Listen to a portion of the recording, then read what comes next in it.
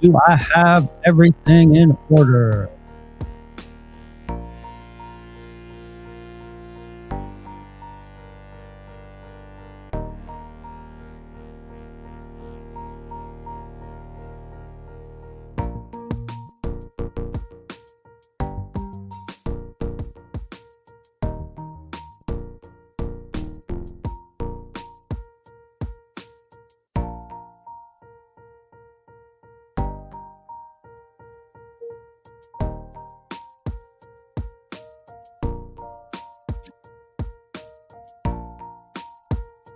Yo, yo, yo, what up, y'all? Welcome back to another episode of the Black Rabbit Collective.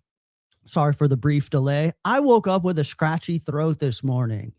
I can't be the only one in Western North Carolina.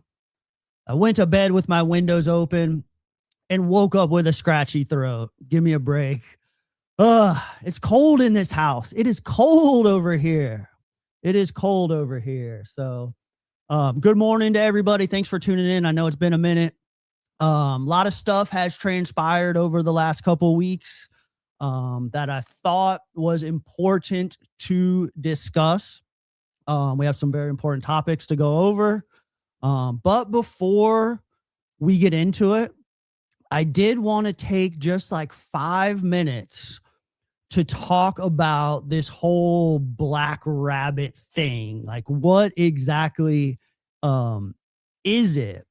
Because it doesn't actually make a whole lot of sense. So let me see if I can do this. And let me see if I can show you the overlays. This guy right here, right? The Black Rabbit is the name of our show.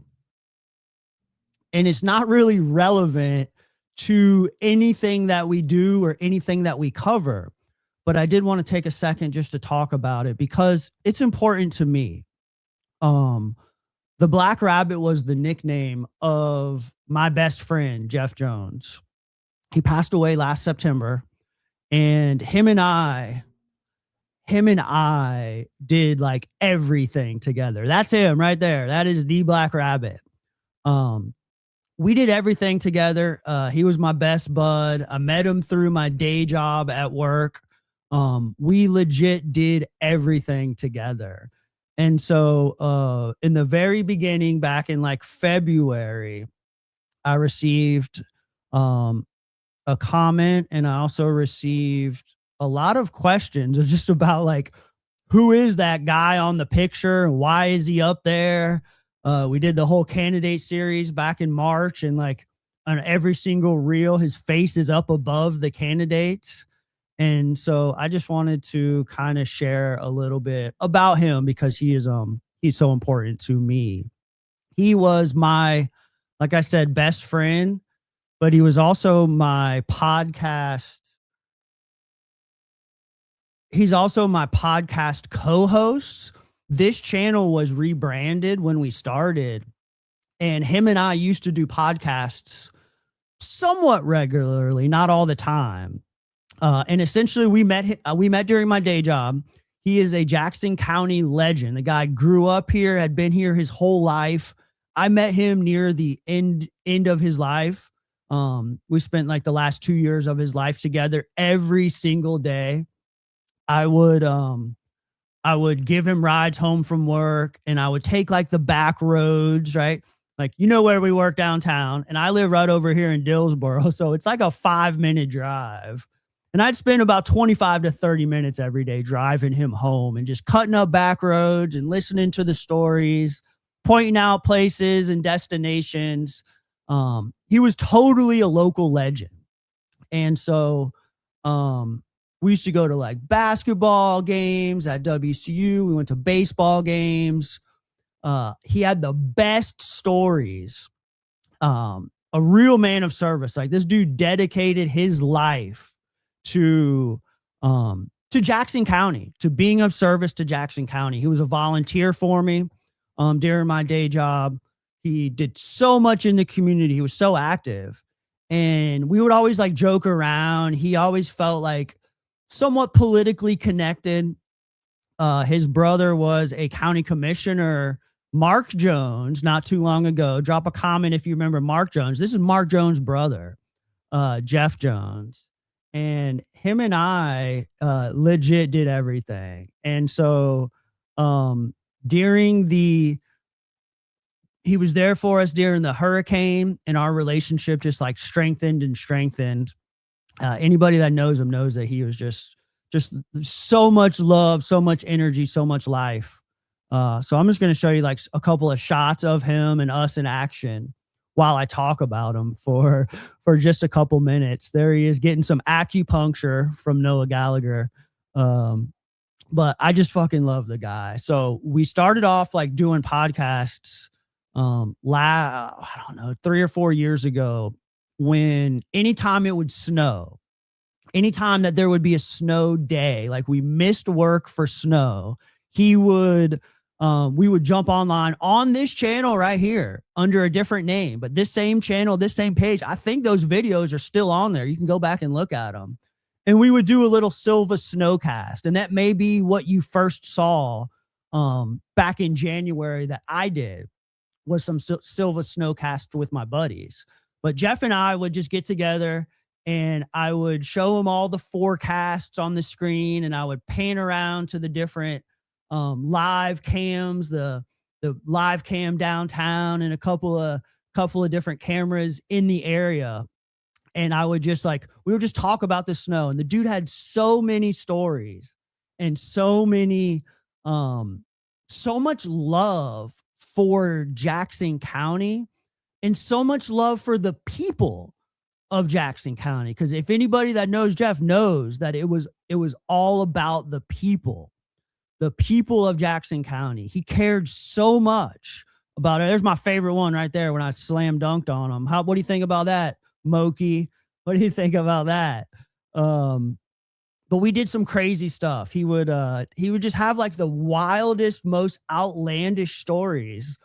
And then about Jackson County, tell me about Dr. Brinkley back in the day and all these different things. And then I would be like, Jeff, that's so crazy and so much bullshit. And then I would like Google it and look it up, and it was 100% true. The guy was just something else. So that's what the Black Rabbit is. His nickname was the Black Rabbit. He wrestled at Silva Webster High School prior to Smoky Mountain. And his wrestling coach, you may know Boyce Dietz, was his wrestling coach. And Boyce Dietz gave him the nickname Black Rabbit. And he went by that name till the day that he died. You walk into Harold's. It was so funny. I used to drive him home, and we'd pull up into Harold's because I needed to grab a couple things on my way home from work. And he'd look right at me and say, if anybody asks about me, don't tell them you ain't seen me. And he'd sit in the car and wait for me to run in. And then I'd go inside, and Dean would say, hey, where's the Black Rabbit? Have you seen the Black Rabbit? It was always Black Rabbit this and Black Rabbit that. So after he passed away last September, I didn't think I would ever do anything with this channel or do another podcast again in that regard. And then we got a snow day in January, and I did a couple of Silva snowcasts with my current homies, right? And they're up there. You could watch them. And after those shows were over and I turned it off, I was like, God dang, that was so much fun. And Jeff would have loved that. And Jeff would have loved like all these things that I want to do. He felt very politically connected. I would always ask him like, hey, what do you feel? How do you feel about Jenny Lynn Hooper? How do you feel about Johnny Phillips? How do you feel about, I would just name different people. And he would always look me in the eye and say, horse's ass, horse's ass, horse's ass.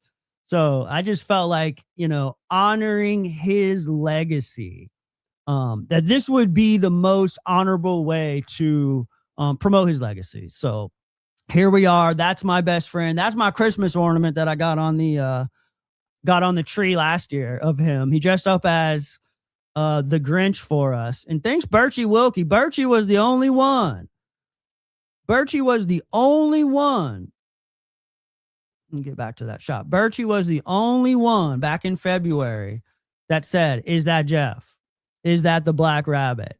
Literally back in February, hit me up and said, is that an image of Jeff? Spotted it. Shout out Berkey Wilkie. So yeah, I just wanted to like kind of touch on that as far as like why that logo is there, why it's important to me, and why we're using that. Honestly, the name of our old show is Jeff's Gravy Train because, as you saw in the videos, he loved gravy. Or in the pictures, he loved gravy. That's what he did. So he titled his podcast, his YouTube channel. This is his YouTube channel, and he titled his YouTube channel Jeff's Gravy Train. And so when I went for a rebrand, as I wanted to start covering some of the local news and things that happen around Jackson County, I knew that I wanted to honor him, but I didn't think that Jeff's Gravy Train would stick in that regard. And I wanted to call the show The Fourth Minute. That was the title that I came up with the show, The Fourth Minute. And I wanted to call it that because of the county commissioners meeting. When you go up to the county commissioners meeting, you get 3 minutes to share. Yeah, I got hops, dog. I got hops, John. When you go to a county commissioners meeting for your and want to share public comment, you get 3 minutes. And so I wanted to call this program The Fourth Minute, like the after hours, the after show, whatever else you couldn't get off of your chest.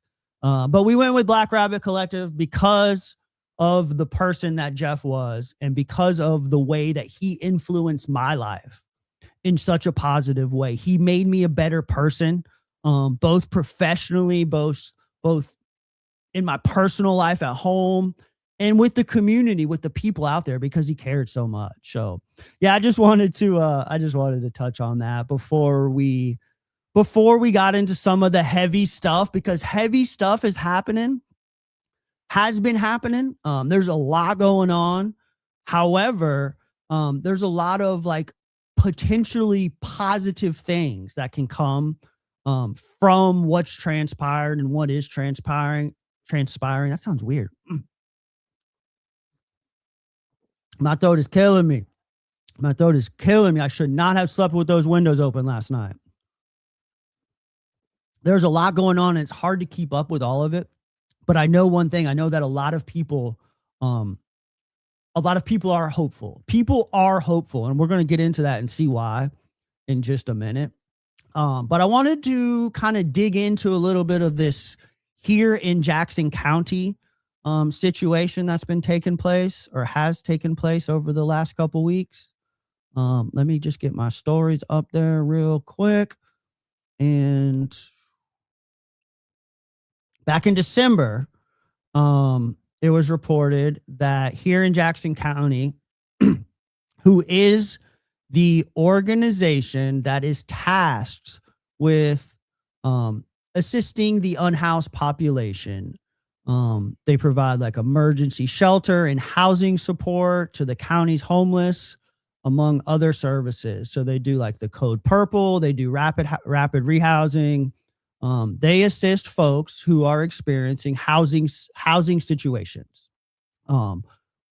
Me during the daytime, during my day job, which I don't really like to talk about it a whole lot on this program. We're keeping those babies separate.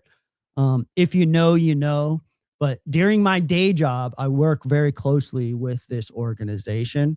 And so back in December, it was reported in the Silva Herald by David Russell that here in Jackson County is making changes, and that their executive director, Greta Worley, they had parted ways. She had been with the organization or run the organization for 3 years. And they were going in a different direction. And it was kind of came out of nowhere, right? It was kind of like quick and fast and a surprise, honestly. You know, I didn't have the best interactions with Greta. But and we'll get into a little bit of that here shortly. But this was the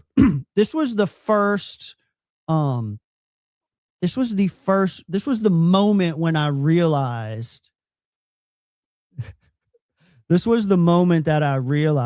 that there may be something bigger going on. I was very aware that there was trouble over there, that things were happening over there.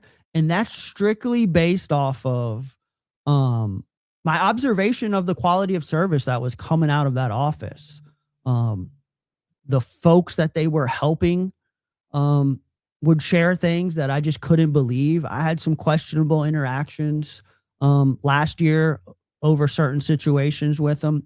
I knew something was going on. And so we started talking about it privately, like me and my core group of core team. We started talking about like, hey, what's going on over there? And how can we what can we do to kind of fill some of the gaps? Um, because there are gaps. There are gaps over there. And so we started looking at like some options as far as like what we can do, what what is needed. Um, how can we improve the quality help improve the quality of service that's actually a great idea, John. John says the fourth minute is the interview outside the board meetings, little cut-in segment. Heck yeah, yo. Doug, let's do this, John. We might have to put you in charge of that. What do you think about that? What do you think about being a Black Rabbit collective affiliate and handle the fourth minute segment? Let's talk about that in the future. Let's talk about that in the future. But things started happening over at here. Became very aware that like there may be trouble in paradise. Greta abruptly left. Like I said, the quality of service was, borderline questionable. I just would hear a lot of things from the clients. I speak to these clients every single day. And I would hear like questionable things that I would say, no, that can't be right. Let me call over there and find out, or that just seems weird. Let me look into that a little bit further and come to find out like the things that I heard were pretty accurate. So that was back in December. Greta left the organization, and I'm not going to read you the whole article. It's in the Silva Herald, making changes, but here is still here. And it doesn't really it makes it sound like they were just parting ways. It doesn't necessarily lead you to believe that there was anything crazy or questionable happening within the organization. And then just back a few weeks ago in early April, um, Greta was arrested. She was indicted on credit card charges, defrauding the organization of up to and or around $120,000. Um, that came as a massive shock. I don't know anybody that suspected outside of their organization. I haven't spoke to many folks that um, suspected such a thing may be taking place, but um, really just like a shock to the community, a shock to the individuals that they assist, a shock to all the partner agencies that work within them. Really just like crazy. I'm sorry, y'all bear with me. My throat is just killing me. Close your windows tonight if it's going to be cold. Holy cow. A shock to the system, right? Just like crazy to think that that happened. And so basically what it sounds like is back in December, things started or even prior to December, they noticed things and we're going to get into it because we're going to the um a board member and the acting and newly announced new executive director, Paul, went before our current board of commissioners last Tuesday night to kind of discuss some of this. And so we're just going to like play the whole 30-minute interaction with like start and stop and kind of dig into a little bit of like the way that the commissioners handled it. We're election season is upon us. We have an election for 3 board seats in November. And so as a leader of this community, when things like this arise, I want to see how these folks handle it. I want to see how these individuals approach these crisis like situations. Up until recently, much of the issues with the county commissioners have been somewhat self-inflicted. It's their own actions, and now the tables are turned, and we have a serious issue happening right here in our community. And obviously it's a major problem that she was able to launder or whatever that much money. But uh, again, we're talking about the people who reside in our community that are going to suffer from this. The people who they provide services to are going to be experiencing the consequences of Greta's actions. And that ain't how we do it, y'all. That ain't how we do it. So Greta was arrested. It's crazy. We're just going to go ahead and get into the video because it is just something else. So let's pop that bad boy up. I will tell you that in the very beginning, I'd clean up the audio as best I could, but it is difficult. Anybody I know that's running for county commissioner, I would love to suggest improving the audio video quality of these meetings for individuals who can't attend in person. It is difficult to understand what's happening. So let me fix this real quick. I have pulled the 30 minutes of them chatting, and we're just going to go ahead and play it, start and stop. And we have here. In the very beginning, the audio quality is a little bit rough for about the first 30 seconds or so, and then it kicks in. I don't know exactly what happened, but then it kicks in. Good evening. Hey. What up, Paul? There goes Paul. If we could first maybe get through this and let me explain about the program and the work that we've done this year and what we have going on in the coming year, I would appreciate it, and then I'll answer questions that I can after that, if that's all right. So here in Jackson County, well, first off, let me say I serve on this board because housing is the one thing that DSS doesn't do. The audio is going to crank up in just a second. It has an incredibly difficult barrier for folks to overcome these days. It's getting harder and harder for folks to get back on their feet and to get into housing and to get their basic needs met. So that's why I'm here. That's why I'm involved with the organization. I see the need more and more every day with our work at DSS with folks, not only for our clients and people we serve, but for our staff, people that come to work at DSS and can't find an affordable place to live. And he starts off by really hitting somewhere that's important, because the commissioners are going to try to portray this big us versus them, us in the unhoused population. And Chris is doing a great job of just stating that hey, my staff is having trouble finding housing in this community. People who work for me, social workers who work for DSS, can't afford to live here. Have to move back home or move somewhere else to work, and then I lose staff. So it hits across the whole spectrum right now. But our mission here is to end homelessness in Jackson County by providing temporary emergency shelter, housing-focused case management, and short-term financial assistance.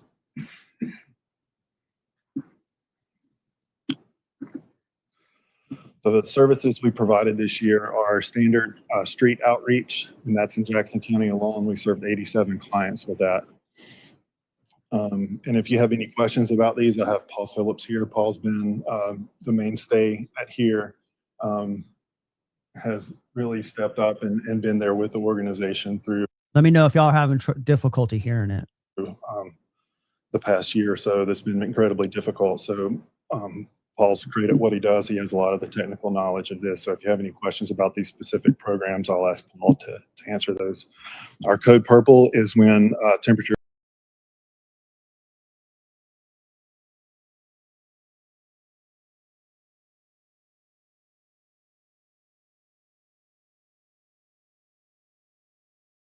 individuals, and there were 87 nights of code purple this year. So it's pretty 87 nights, 90 days of code purple. That's like 3 months of code purple.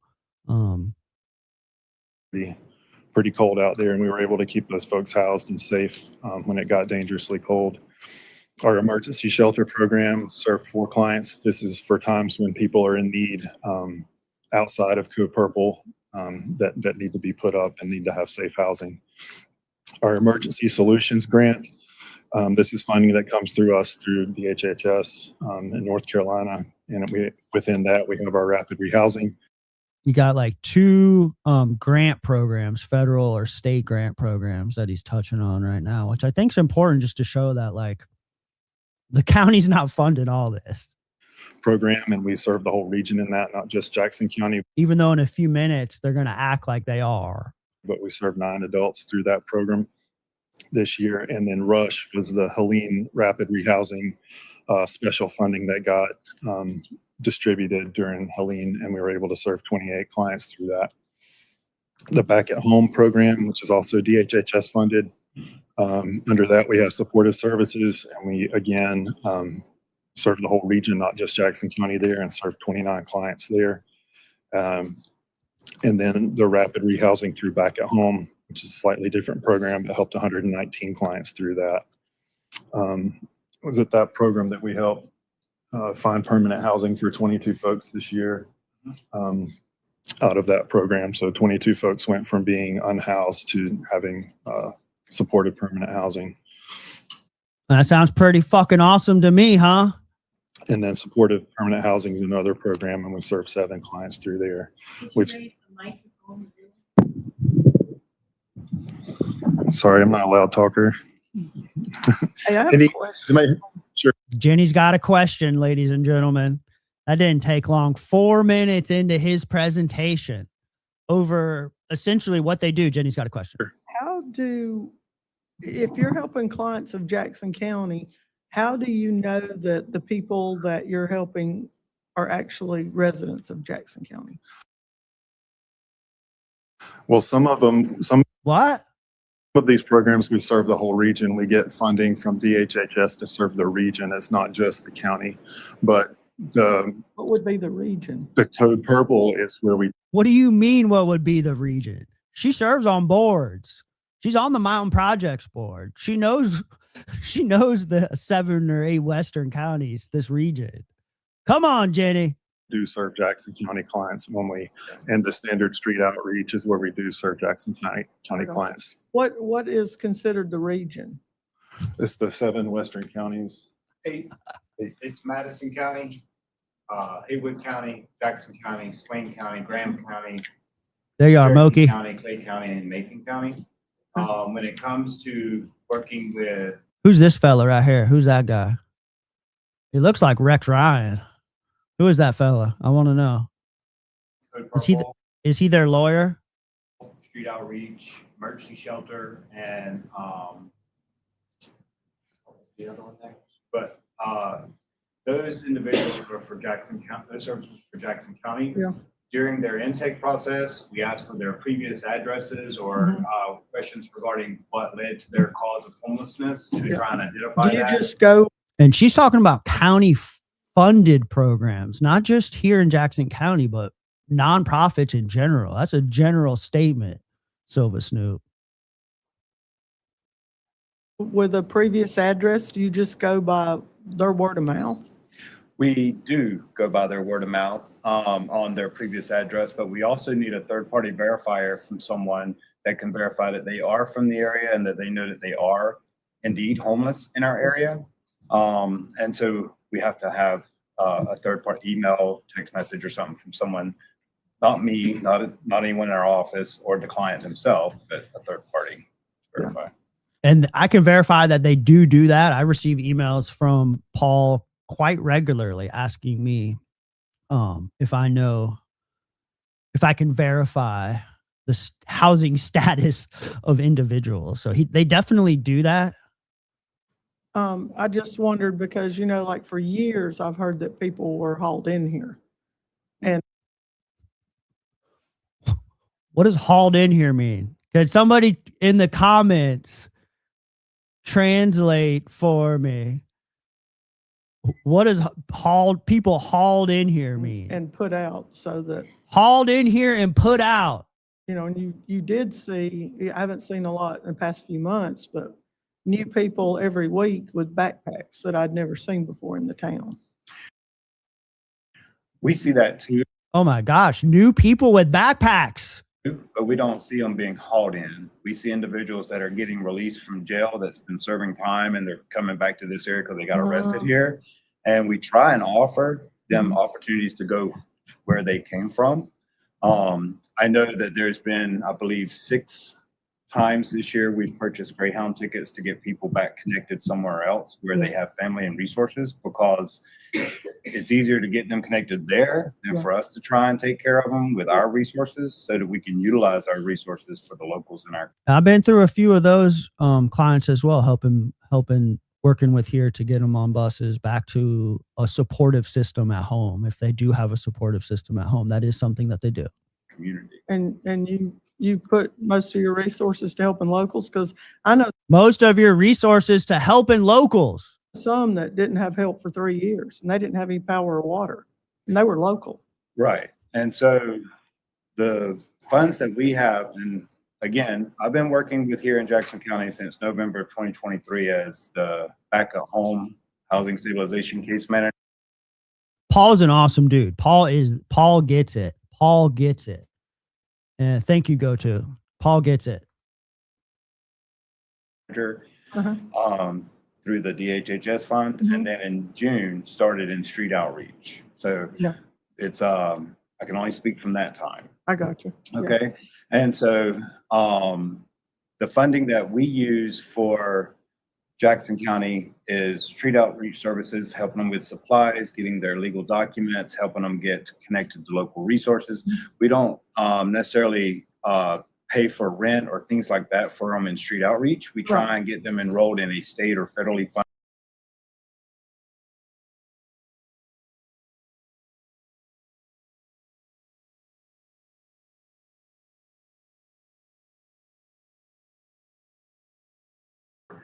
We haven't really had any funding to do the pay people's rent or pay the deposits or utility assistance. Make sure Jenny said that she knows people or has friends that were unable to get assistance through here for like over 3 years, that were looking for assistance with their electricity or gas or something. Or anything of that nature. She wants to know why they weren't helped. Some hypothetical person. Last year, we had a contract that came through the state called Choosing Home that did homeless prevention, that we could use funds for that. But awesome as far program as too. The donations that we get from Jackson County and the money we get from the county, we utilize that to try and cover Code Purple services, and it's 32 or below for those who are that are homeless in our area. The emergency shelter, usually if it's an elderly person that has a medical condition that needs to be put up into a room for a while for recovery purposes, or families with children, we utilize that. Right now we have a high school girl in shelter that she was under guardianship, not parents, but guardianship. And when she turned 18, they had her leave. She's in 11th grade. She's 18. She could be human trafficked pretty easily in our community or get lost in our community. Yeah. I mean, so we can put her in a room, Yeah. until DSS and other agencies can help get her somewhere stable. And that's what we utilize those funds for. I just know of one person in particular that didn't have power or water for 3 years, and they wasn't even given a gas voucher. They were. I don't think here's known for giving out gas vouchers. That's not really a service that they offer, Jenny. What'd you do to help them? What'd you do to offer to help? They had no help at all. You take them down to the office? You get their paperwork filled out down there? Did you help them become a client here in Jackson County? Oh, and they tried to You're a leader of this community. You are. get it from To here. my knowledge, we've never given gas vouchers. Well, I don't know what the procedure is. I'm just making. To my knowledge too, Paul, to my knowledge too. Not a service that you provide. Comment, I mean, they didn't even get. Just making a comment, y'all. She's just making a comment. They don't know what the fuck they're doing. For grid. There's a lot of people in our community like that. This year, I got a call from a lady, her and her husband, they're in their 70s. They've lived in a house for 19 years without running water and electricity. The property provider is selling their home or selling the land, and so they no longer get a home. So they find themselves homeless all of a sudden, but they've been living in that type of condition for 19 years. Yeah. And that's how they reached out to us, you know. They all have different stories, but, you know, when it comes to Jackson County, our focus is to serve those citizens of Jackson County. We got one right now. She was in an accident, 59 years old, in an accident, wasn't able to continue her work until her bones healed. Shout out Paul for bringing the heat and maintaining your composure.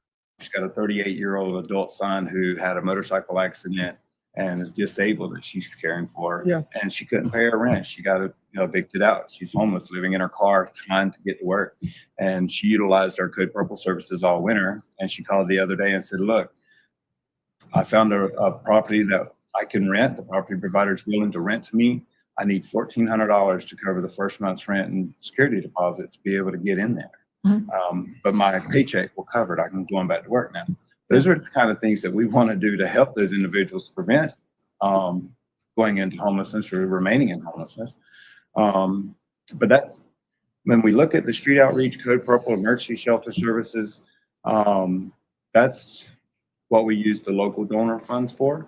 And then the contracts we have with DHHS Emergency Solution Grant and DHHS Back at Home, that's regional. And so that's what we covered the other 8 counties for, or all 8. So it sounds like they use county funds for Code Purple, which I don't even know if you'll hear how much the county gives them later in this clip, but I don't even know if that's enough to cover all of Code Purple services, honestly. Thank you. Poor Chris is just trying to give a presentation, y'all. So what is ahead for us? We're currently under the final negotiations of new leadership. We've got, we hired the services of Gene Pritt with People Outcomes to help us with the new executive director search to make sure we put a lot of energy and effort into finding somebody that can carry this organization. They're getting into the stuff here shortly. We can trust to do that. Ms. Pritt is also the same folks that Center for Domestic Peace used for their transition processes and everything. So she came well recommended and has been really great to work with her through this process. We've got new board leadership this year. We've had several folks leave the board. We've had several staff leave the organization. It's been just a tough year. I think everybody's dealing with turnover, but certainly in turbulent times, you're going to see that more. So we are seeking new board members. Nobody's talking about how the need for assistance has rapidly increased over the last 5-6 years. If anybody's interested in serving, reach out to us and or call me at the Department of Social Services, and I'll be glad to talk with you about that. But our plan is to sort of do a complete rebranding. The events, I think that's it. So this is our request for next year. We're not going to see the need go away. You're not going to see the need go away just because Greta was arrested. Thank you for telling them that, because I'm sure Jenny had no idea. It seems like Jenny's spearheading this investigation that's going on up there too, because she's the only one that's had anything to say about it. They're asking for $220,000 this year. That's kind of the reason why he's there. It seems like the last few meetings, all the nonprofits have been going to put their grants in to ask for some dollars, and they're asking for $220 this year. Just pretty fair considering all they do. Recently read Michael Poston's articles.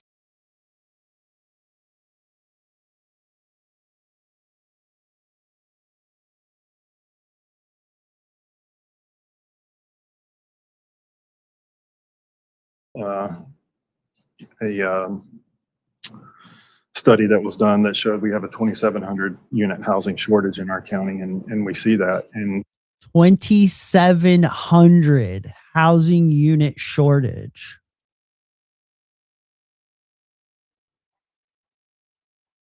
2,700 housing shortage.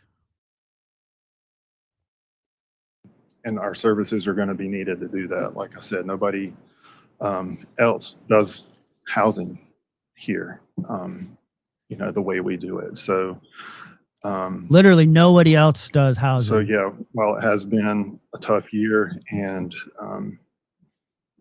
coming on the heels of what happened last week and our former director being next door, we've been working with that and dealing with that since October. So we've been through it with this whole process. We've been audited by DHHS. We received a forensic audit that helped us determine what occurred and how it occurred. And as soon as we had the information we needed, we turned it over to law enforcement, and they did their job. And sometimes these things take longer than you want them to, but that person responsible for this is being held to account. Her actions are not a reflection of this organization. So you don't feel like there was any other involvement with people that worked within the office? Do you think that the police investigation would have figured that out? The investigation that started in what sounds like October and ended in the beginning of April, the paper trail that the detectives were following, you think that would have revealed if there was anybody else involved, Jenny? Not within the office, no.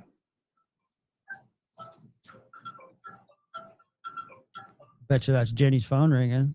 Yeah, you hear a lot of stuff of what went on, and from What do you hear? newspapers and Right. hearsay and this, that, and the other. A lot of hearsay, a lot of this, that, and the other. Y'all, it feels like y'all are using this as an opportunity to target a population of folks that you've had on your radar for a minute, huh? Right. I'm glad you're here tonight to get on the record and tell what really took place. Right. Even through that, continued to help people that really needed it. So, And I could tell you, if it wasn't for the staff, there's a couple of brave staff members that stepped forward and said, hey, we're seeing some stuff we don't think's quite right. And as board, we took that seriously and started looking into things immediately. And when we verified that there weren't things right, a lot of the financial stuff wasn't even on the radar. It was other things. It was the kind of workplace it was. It was the kind of treatment people were having. It was. That was a lot of the treatment part. It was. And there's a lot of that. Part of the people that work with each other. Right. So we took a pretty comprehensive approach to doing an investigation and immediately put her on investigatory leave and started investigating and started talking with staff, with community partners, with our folks at DHHS that we deal with. And, we've been an open book to all those folks that needed the information they needed to get to where we are today. So They're being transparent. So you're the acting director right now, Paul? Supervisor? I got you. Okay. Yeah. So if somebody called you, would they be able to get in touch with you? Or do you have people that screen calls and maybe don't tell you? What? What did she just say? Supervisor? I got you. Okay. Yeah. So if somebody called you, would they be able to get in touch with you? Or do you have people that screen calls and maybe don't tell you? He's the acting manager of the organization. They can call me. They can call you? Okay. Now, I just know some instances that they said that you would not. Who is they, Jenny? Who is they? Who is they? Maybe don't tell you. They can call me. They can call you? Okay. Now, I just know some instances that Multiple instances, she says. they said that you would not call them back. I do No. apologize if that's the case. Yeah. That's so unprofessional to call out his, message taking whatever in this public format. You have to be kidding me. Like, there is a serious matter at hand, and she's worried about who Paul's calling back, and are his workers screening his calls. I have been out. I'm letting you be aware of it. My kid's been in ICU all week. We just got discharged today, so there could be something. I got you. No, I'm just letting Y'all you be hear that? aware of it. This is what the responses were. His kid was in the Some emergency. instances that they said that you would not call them back. Oh, I do Yeah. apologize if that's the case. Yeah. I have been out. I'm letting you be aware of it. We're starting the I heard count right now. We're up to 3 on Jenny. I heard. Jenny said, I heard 3 times. She talked about her friends without gas twice. And now she heard that Paul's not returning phone calls. Somebody keep track of the I heard tally down there in the comments because she's on an I heard roll. Kid's been in ICU all week. We just got His kid has been in the ICU for a week. discharged today, so there could And she's worried about him returning phone calls fast enough. be something. I got you. No, I'm just letting you be aware of it. This is what the responses were. It's not even 12 o'clock and there's a new drinking game in Jackson County. Every time Jenny Lynn Hooper says she heard, I guess the Silva Snoop says it's time to drink.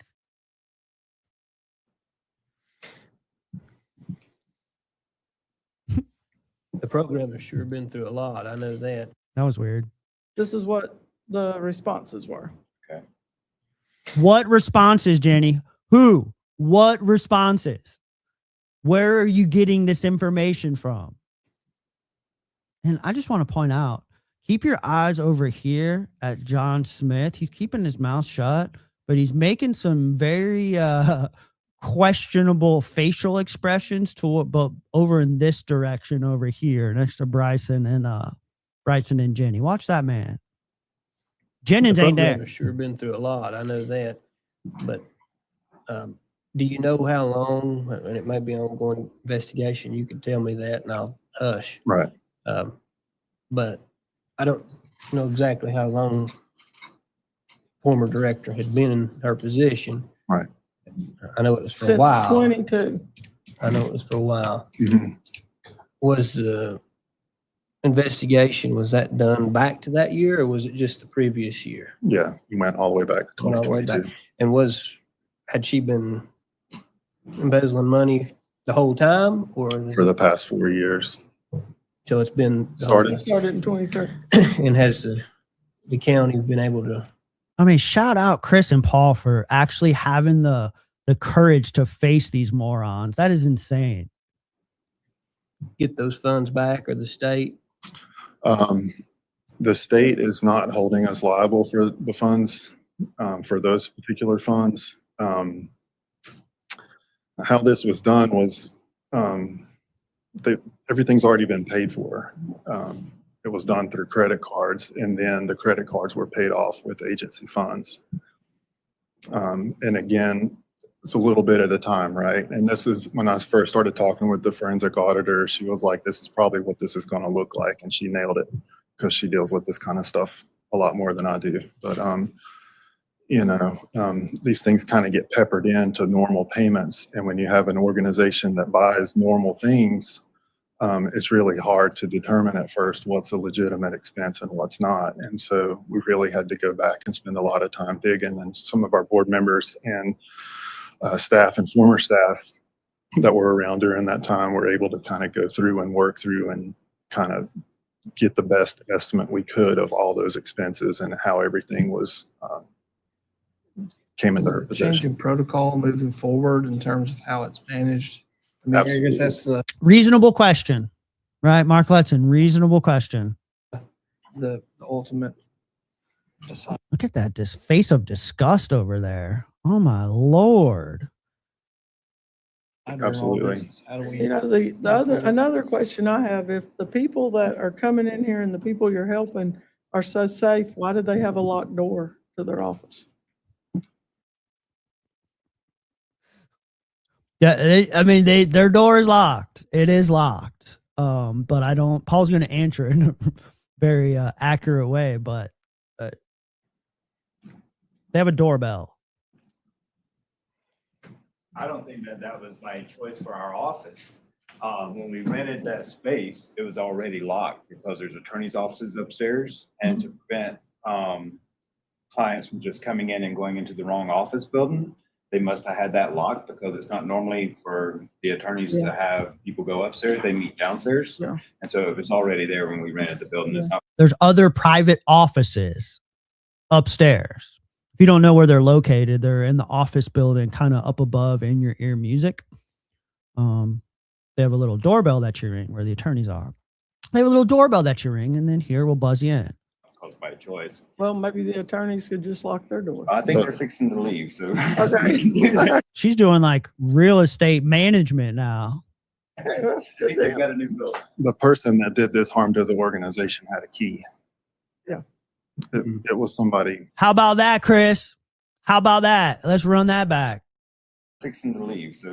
Okay. I think they've got a new building. It's like The she's person shifting blame to like the clients. Why does it matter? that did this harm to the organization had a key. The person who did the harm to the organization had a key to that door. It was somebody Yeah. we knew. It wasn't some stranger. It wasn't somebody on hard times. It was Thank you for keeping count, somebody John. doing bad things, and people do bad things, and that Yeah. is unfortunate. And I do want to talk about the code purple a little bit, and some of it may be hearsay, and I want the fact. John says that he worked in that building and they are required by law to keep it locked. Probably a law firm deal, right? Right. I want the facts, straight facts. And I do want to talk about the code purple a little bit, and some of it may be hearsay, and I want the facts. Right. I want the facts, straight facts. I just can't. Straight facts, baby. Straight facts. Let's go. Because I have heard that former director would help some of these folks, maybe not haul them in, but help them to come into the county What? and That's an I heard out of Bryson. Chalk that up. change the residents in order to receive some of the help from the county. Is that true or false? My knowledge and my time being there, I have not seen or heard of any of that. No. This year, going through Code Purple, it is pretty much the same people we deal with last year, with just Right. exception, some new family or new person that, because of whatever reason, have come unhoused this year. Why all of a sudden are they on this big, they must have come from here in order for us to help them? The same people that Jenny, Bryson, everyone that traverses downtown will call and complain, report for trespassing, all of that. If they're not a county resident, what I'm hearing is Jenny and Todd and the gang don't want to help them. But, Because I've heard it from many different people. I've Just heard saying, for years that they're holding. but I haven't, we have their names on file. and it's good. It's good. It's good that, I wanted the facts. That's Right. the reason I asked, Right. just because I don't want to go off hearsay. I want Right. to know the facts of Right. If code purple is declared and it's below freezing for, you heard in the beginning of the podcast, 87 nights of code purple this year, and y'all are only going to provide code purple shelter if the person is from here, is one of the most unethical things I've ever heard. That's absolutely insane. And you would still haul them in for trespassing if they're sleeping on a park bench. if it was true. The And another thing that I asked, this thing sounds a little loud anyway, but another thing that I asked former director,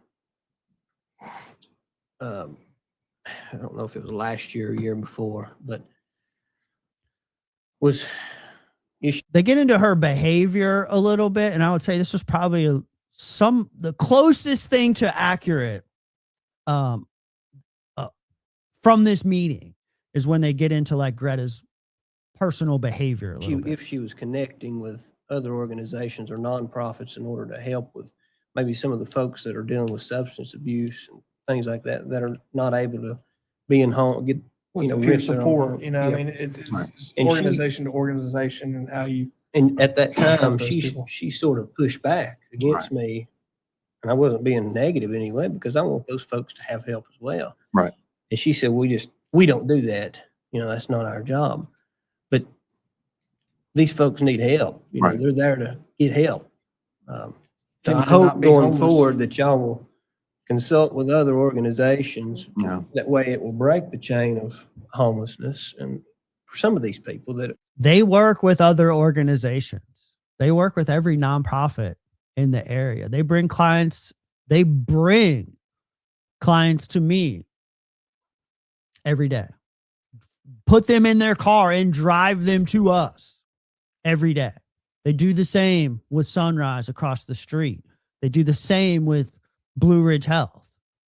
you know, struggle with addictions. And the other thing, are you paid for your job?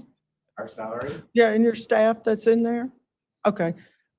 Then I guess my Are y'all paid? question is that, if they don't refer other people or do that, from what I've heard, They do. staff John, from what I've heard, that you work with go to other nonprofits and get stuff for themselves. What? Like what items would they go and get for themselves from another nonprofit? I don't know what you're asking.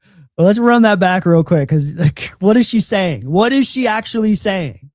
She's accusing here in Jackson employees of taking clients to other nonprofits and not providing services to those clients, but taking whatever services of their own. That's what she's accusing them of doing. Money. What?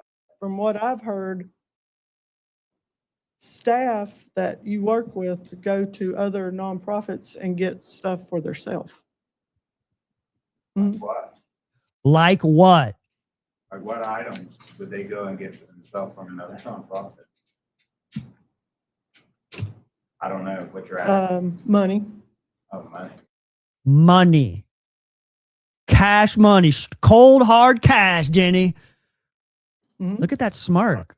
Look at that smirk on her face. And look at them. Oh, my Lord.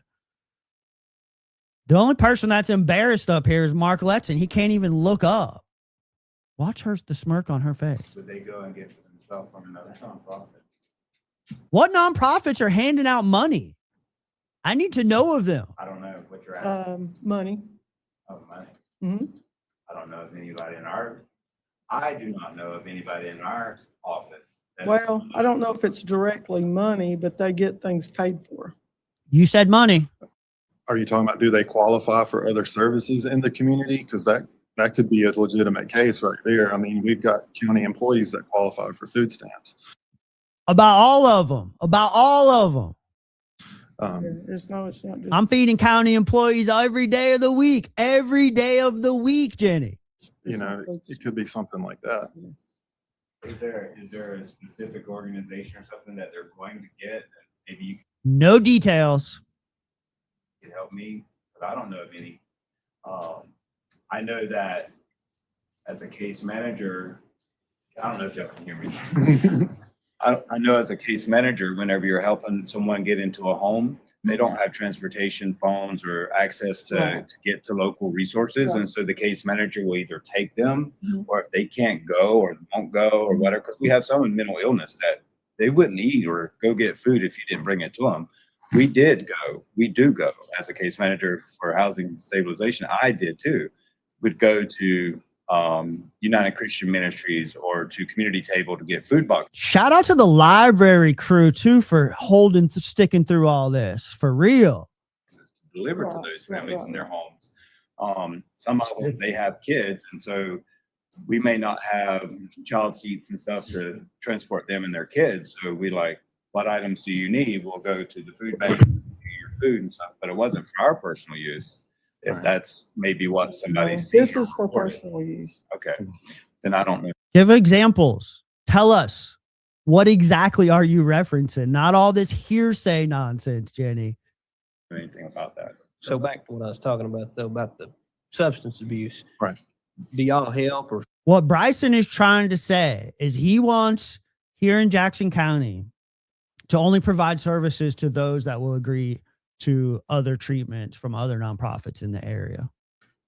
Possibly open the door for, We do. Make those connections. We do. We can't make anyone do it, but we talk to them when we know that there's a substance use issue about getting connected with one of the providers in the area. We have called the ACU. What's that?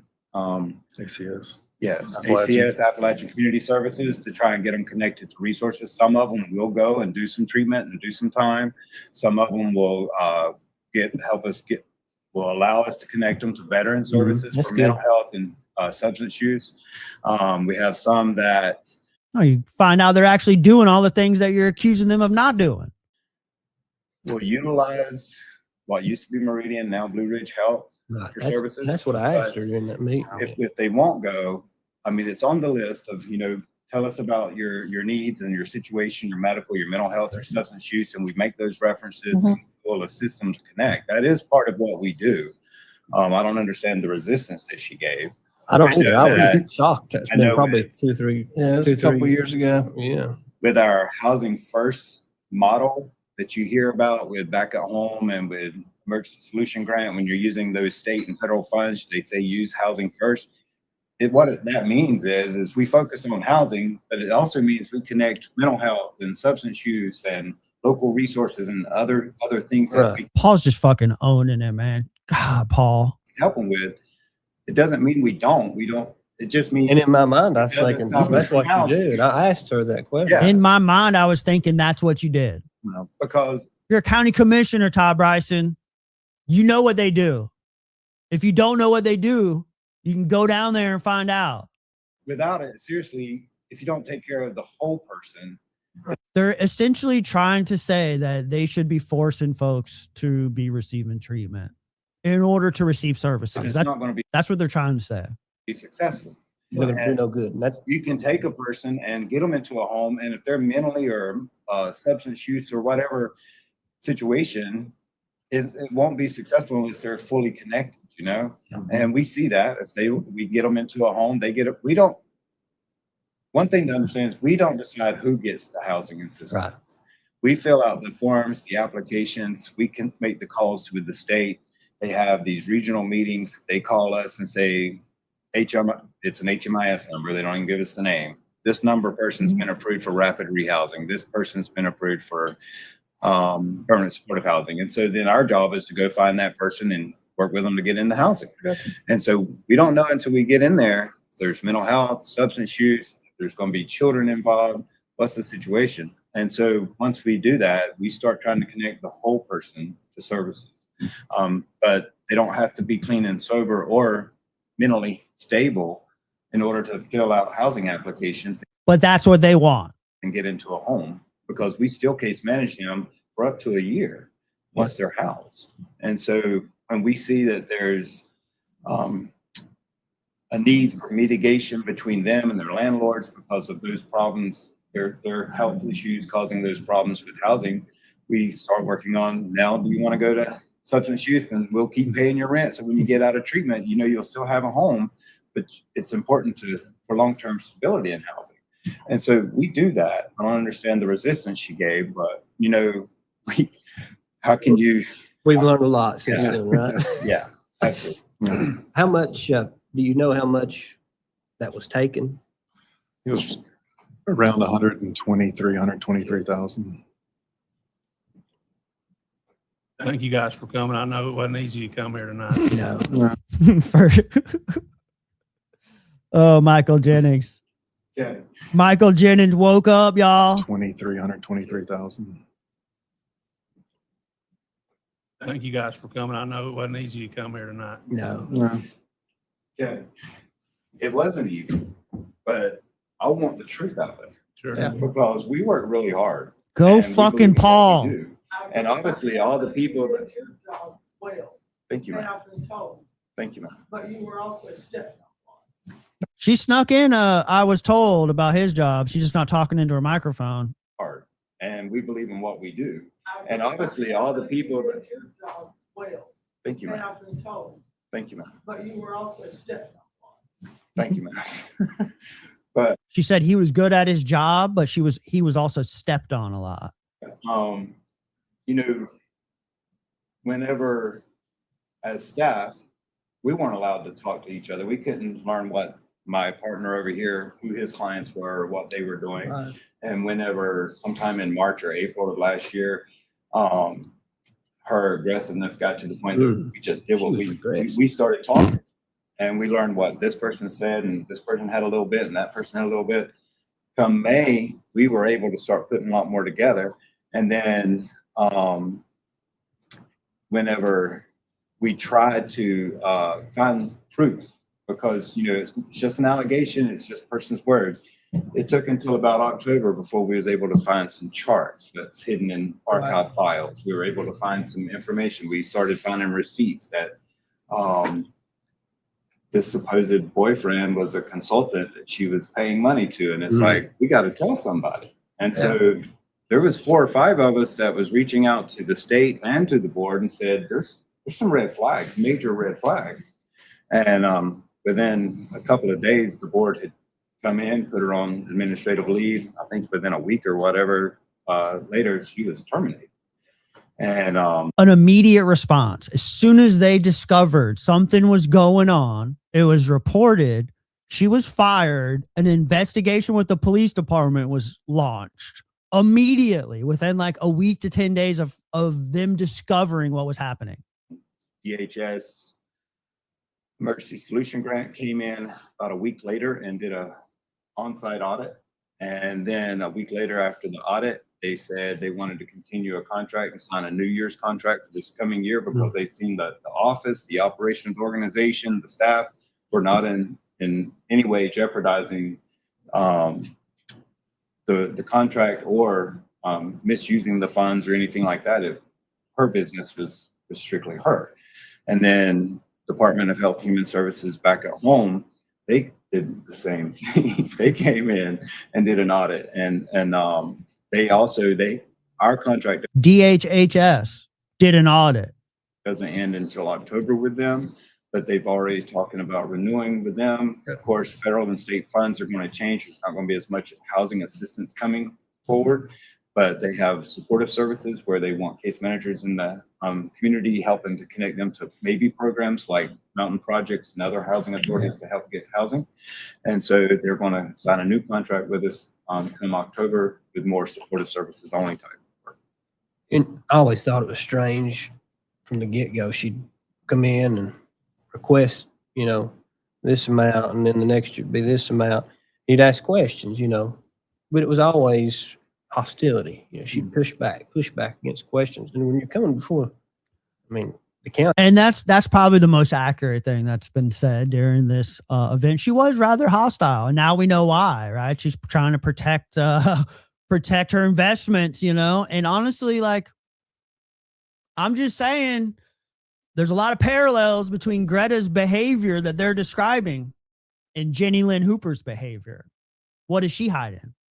I'm just like one of you guys. I mean, I'm not here to intimidate anybody, but I'm here to ask questions.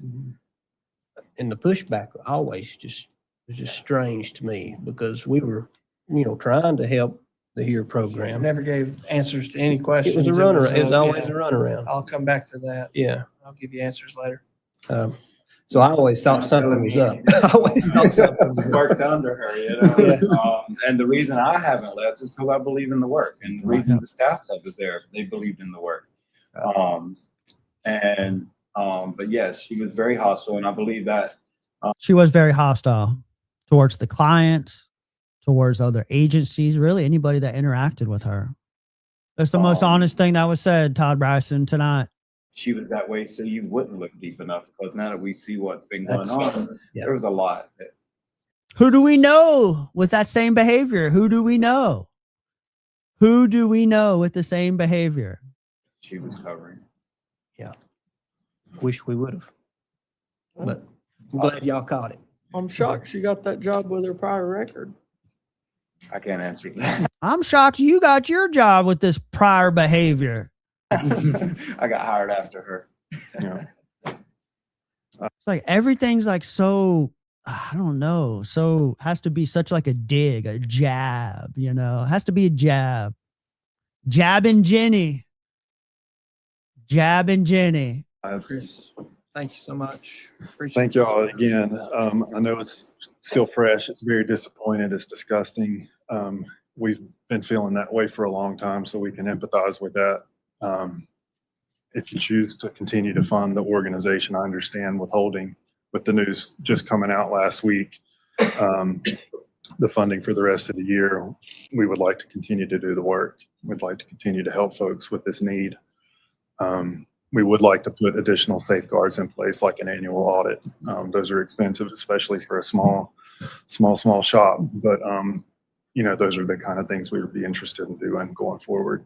If it takes us coming in quarterly and giving a report, you know, It's a shame you have to do that for something that y'all are No. doing. I mean, y'all are trying to help these people. well, I mean, you know, when you work with people, you understand how valuable trust is. And when Who are these people? For something that y'all are No. doing. I mean, y'all are trying to help these people. well, I These mean, people. you know, when you work with people, you understand how valuable trust is. And when trust is broken, it's really hard to repair. Yeah. And I know that. And I ask people through my social workers and through our court processes all day to repair trust. And if I'm not willing to stand up here and do it, I can't expect anybody else to do it either. So Yeah. that's So what are y'all requesting this year? 220,000. Oh, okay, I see it right there. What was allocated last year? How much?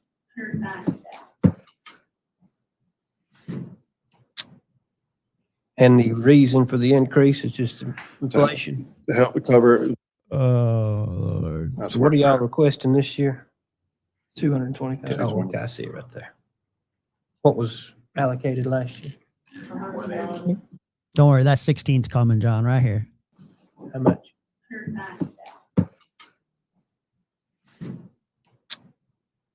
And the reason for the increase is just inflation. to help cover with the inflation, the increase in hotel room costs Cover what she stole. is going up. Well, we'll still file an insurance claim on some of that. We'll get some of that back through insurance. It's a whole nother fun process to go through, but we're dealing with that. We'll get some of that back through there. But Is the director search going now? we, yes, yeah, we're very close to concluding that. So should be hopefully making an announcement here within the next week or so, I believe.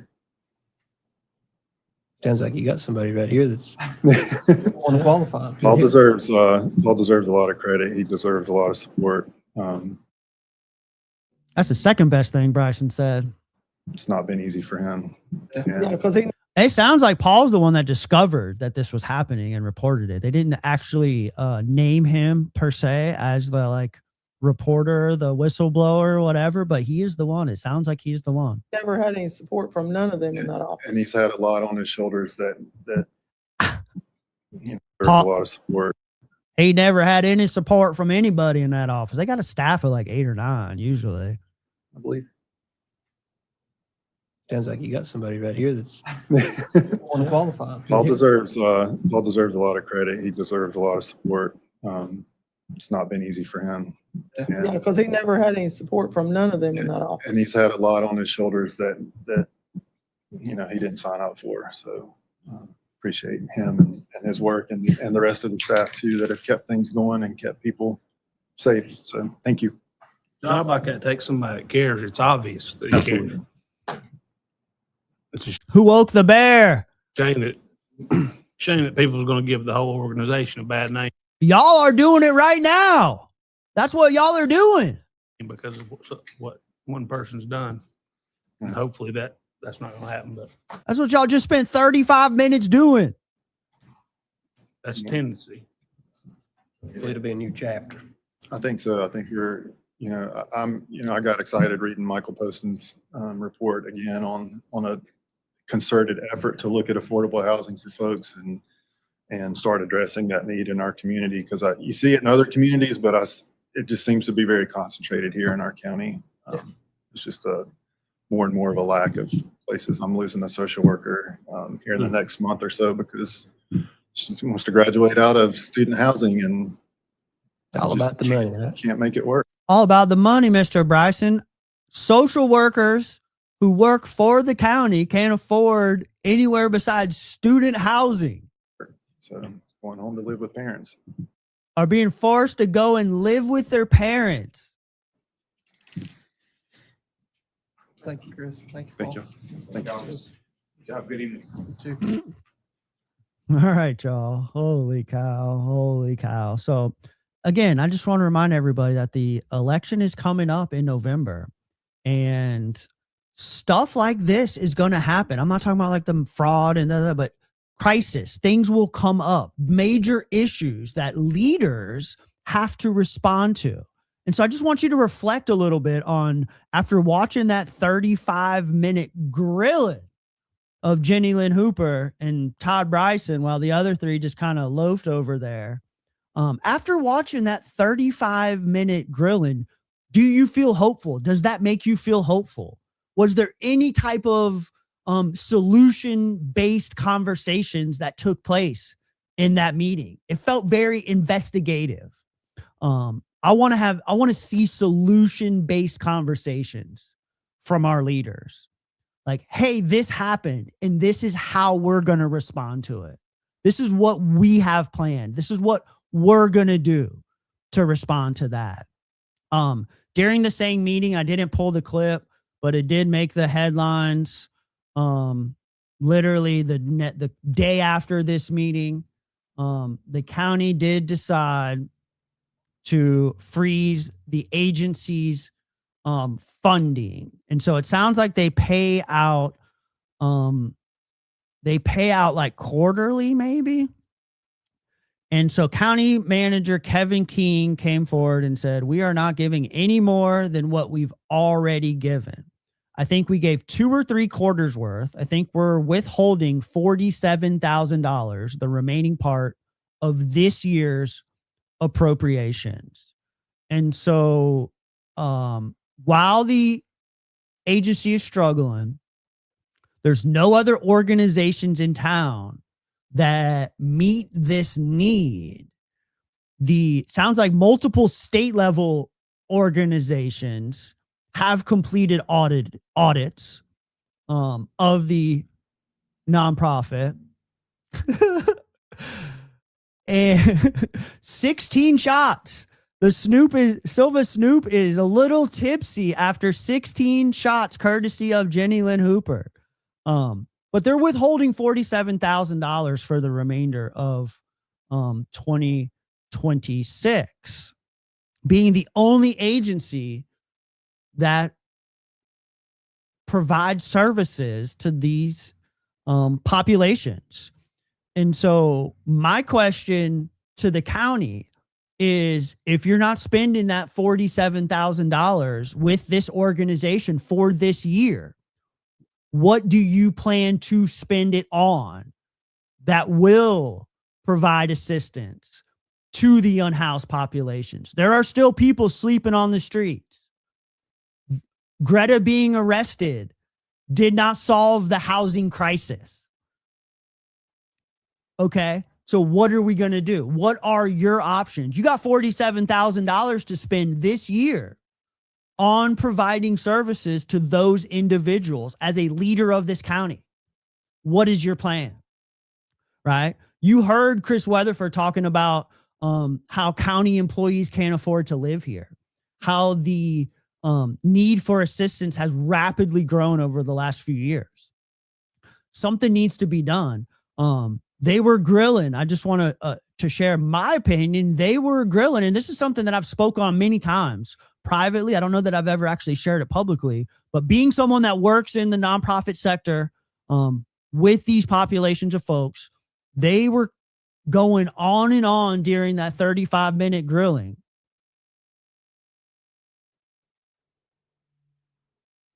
After the 35-minute grilling about all the other services that the unhoused population needs, and how here in Jackson County needs to be working more with nonprofits and doing more case management in regards to like substance use treatments and food assistance and all the other services that are available.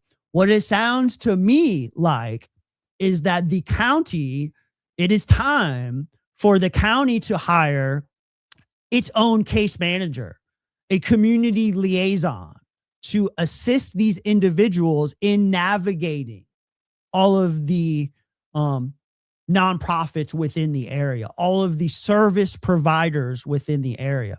Galadriel can't do it all. The organizations are too busy to do as good of a job as they would like to. It is my mission to be able to just walk over to Sunrise and do a nice soft handoff and introduce, hey, this is Brant. He's the recovery guy over here. This place is open. They're here to help you.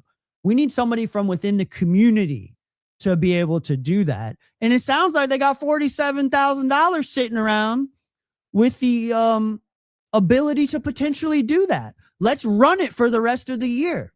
Let's get somebody within the county to assume that sort of role and see what type of impact that makes. Because being boots on the ground every single day in the trenches, that is the need that I see. That is the opportunity for organizations to be able to do better, would be to have somebody like that. So I did just want to kind of like throw that out there and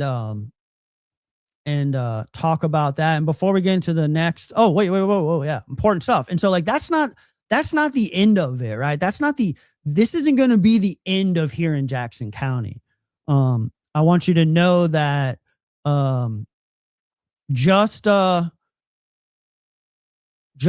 Thursday night, they held an event over at the library. It was a roundtable discussion they brought an author in. They did a roundtable discussion. SP20, go ahead, baby. They had a roundtable discussion courtesy of here where they talked about our specific situation here in town. And I just want to share that it was, what the heck? Very well attended, right? There's people in the community.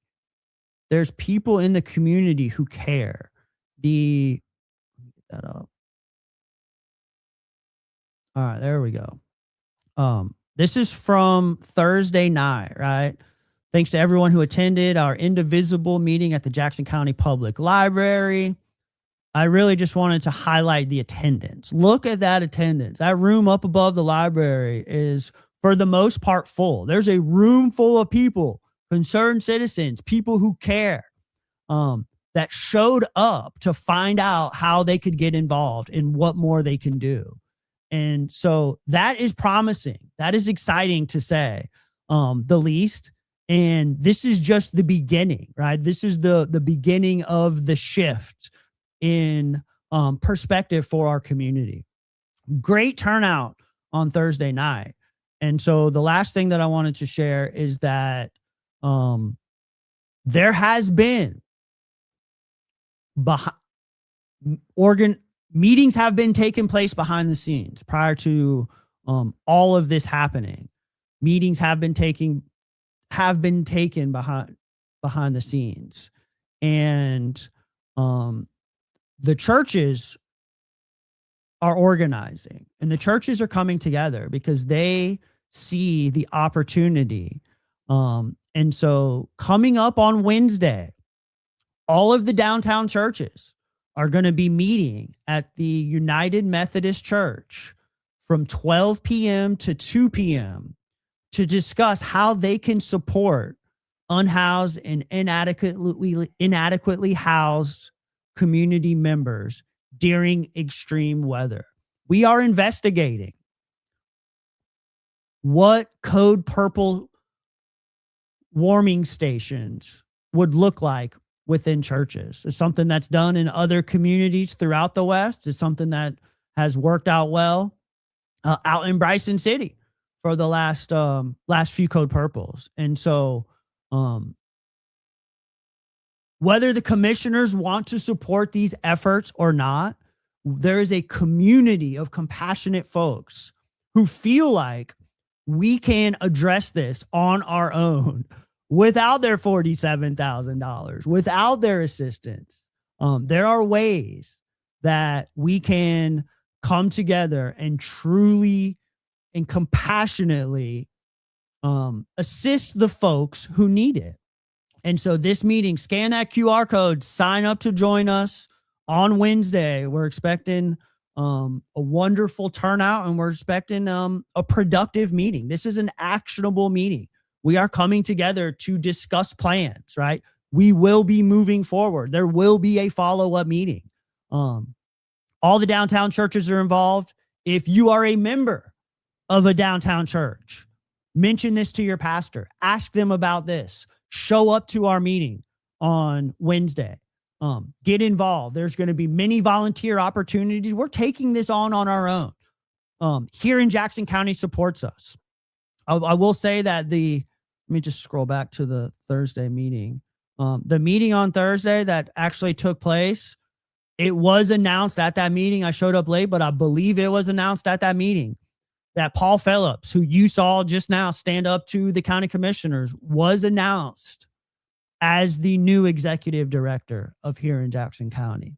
So shout out for Paul for facing those fools, and shout out for Paul for getting that job and being able to move forward. But please, if this topic that was discussed today interests you at all, I would highly recommend joining us on Wednesday to get into some of this.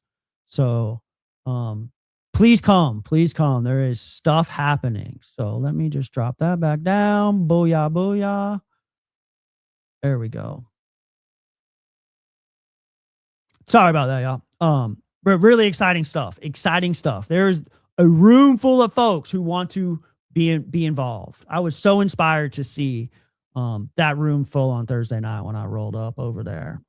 And I mean, I wasn't gonna, but since ethics, the topic of today's show has been ethics, right? And since ethics has been the topic of the show, I think that it would only be right to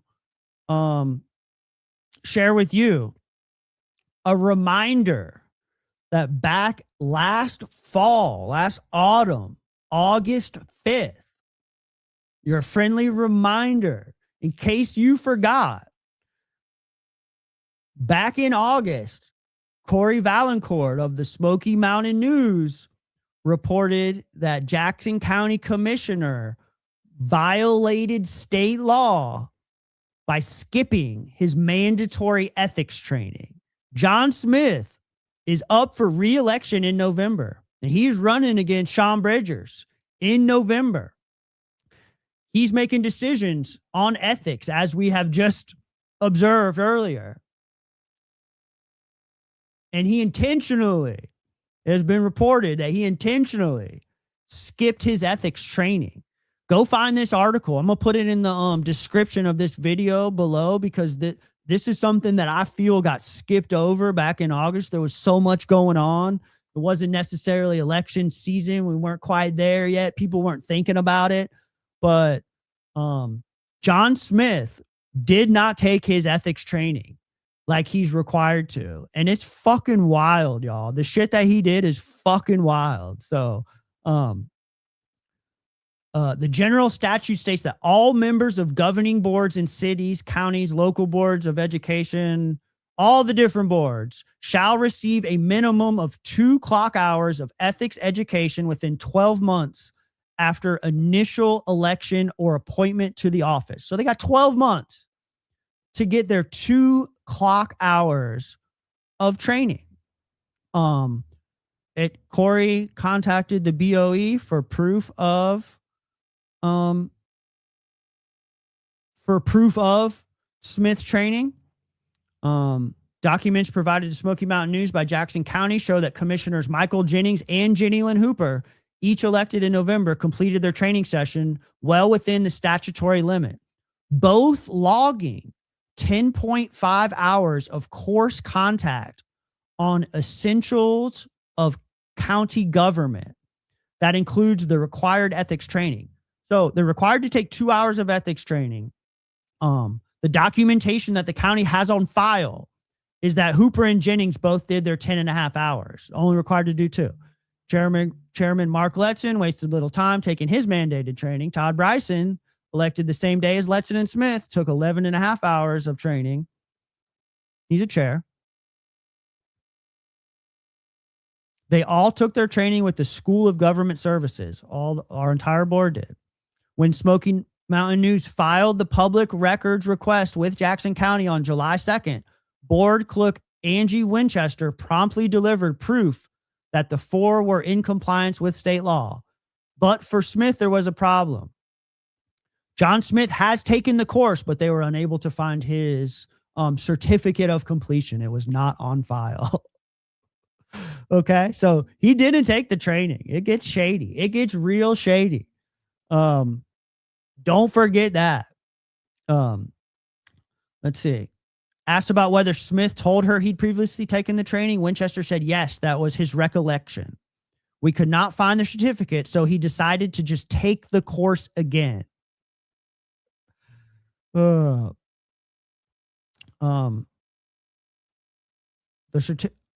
hold on. I skipped over it. July 16th, Winchester provided a verification of attendance certificate purportedly issued by the UNC School of Government, signed and dated by John Smith on July 15th, the day before she submitted it to the Smoky Mountain News, well after the 12-month period the law requires. The certificate provided by Smith looks nothing like the certificates provided by the other commissioners and says he took only 2 hours of ethics training, far less than the 10 hours or so of essentials of county government training taken by his colleagues. So his colleagues took over 10 hours of training, and he could not find his certificate on file, so he rushed to take a 2-hour training class. His previous certificate could not be found, so he just took the class again. How does that happen? A major state training organization could not find the certificate of the training that he says he took.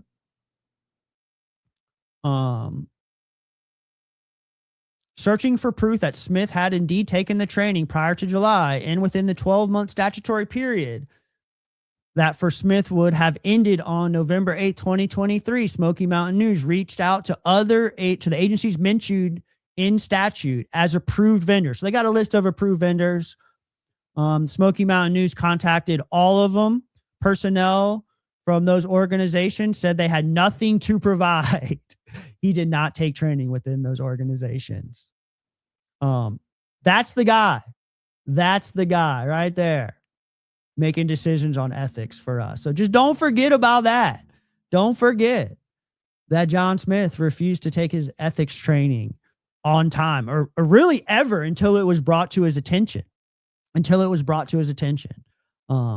So with all that being said, I think the last thing that I want to do, me and John Herrera got into a discussion about our favorite food over at Fanny's Food Truck the last time he was on. And I want to just give a big shout out to one of my homeboys, Cameron Walker with Mean Maple Bake Shop. They are over at the farmers market and they've been doing a lot of pop-ups over the course of the last month. Homeboy makes like fresh donuts, pastries. I had a strawberry cinnamon roll down at the farmers market yesterday. I got me a couple of Mean Maple Bake Shop homemade oatmeal cream pies. I don't know what that was. Oatmeal cream pies that I like to smother in peanut butter and just absolutely crush. This is some fire stuff. If y'all got a sweet tooth like I do, I highly recommend going down to the farmer's market and jumping on Mean Maple Bake Shop. Grab you some donuts, grab you one of them cinnamon rolls. They are so fire. I just wanted to give him a shout out. Follow him on Instagram. He there's the page right there. Follow him on Instagram because they are doing pop-ups around town. He's had 2 pop-ups in the last 2 weeks. So Mean Maple Bake Shop on Instagram. It is the best shit. The best shit. This is what I had yesterday right here. Those strawberry cinnamon rolls are just so fire, y'all. Go to the farmer's market on Saturday and get you some Mean Maple goodies because this shit is just so good. The damn donuts. I'm addicted to the donuts. So I don't know if there was anything else that I really wanted to look at. Yeah, the Smoky Mountain News reported on the Bill Thompson Board of Elections complaint, and I really want to get into that. I do not want to let that go because the GOP has infiltrated the Board of Elections and shit is getting wild over there. And so I want to get into that, but I feel like we're running out of time. So we'll touch on that next week, y'all. Thanks for watching. Thanks for checking in. I appreciate you. We'll be back probably like next weekend. Is next weekend Greening Up the Mountain? Next weekend is Greening Up the Mountain. I will be downtown passing out free ice pops for Greening Up the Mountain. Come find me on Greening Up the Mountain. If you know where I'll be. You know where I'll be, but I'll be passing out free ice pops. I got like 2,000 ice pops to give away for Greening Up the Mountain. So come see me next Saturday. Come hang out with everybody downtown. Shit's happening. Yeah, that's it. I appreciate y'all tuning in. Shout out Jeff Jones. Shout out Paul Phillips. If you have time, send Paul Phillips. Go to here in Jackson County's website. Contact them. Give Paul some feedback on how he did facing these commissioners. Give him some love because the guy just absolutely crushed it. Give him some love. Send him an email. Give him a phone call. Let him know that we support him. Y'all are part of the Black Rabbit Collective. Let him know that we support him. So thank y'all for tuning in. I appreciate y'all. You're the best. We'll be back in no time.